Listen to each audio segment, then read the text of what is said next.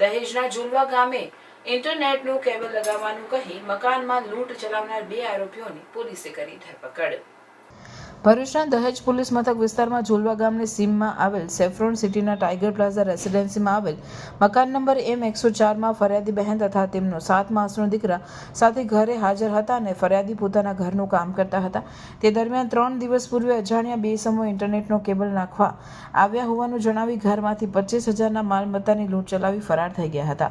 બનાવ અંગે દહેજ પોલીસે તપાસ શરૂ કરી હતી, જેમાં પોલીસે ગુનાવાળી જગ્યાએ આવવા જવાના રસ્તા ઉપરના આવેલ 100થી વધુ સીસીટીવી ફૂટેજ ચેક કરવામાં આવ્યા હતા અને ટેકનિકલ સર્વેલન્સના આધારે પોલીસ ફયાઝ અબ્દુલ અયુબ અબ્દુલ રહેવાસી મહમદપુરા પીર કાઠી રોડ તાલુકો જિલ્લો ભરૂચ અને મોહમ્મદ ફયાઝ મોહમ્મદ હનીફ શેખ રહેવાસી 809 ફુરજા રોડ 4 રસ્તાની પાછળ ઝુંપડપટ્ટી તાલુકો જિલ્લો ભરૂચને ધરપકડ કરી હતી। પોલીસે તેઓ પાસેથી 50,000નો મુદ્દામાલ કબજે કરી કાયદેસરની કાર્યવાહી હાથ ધરી છે।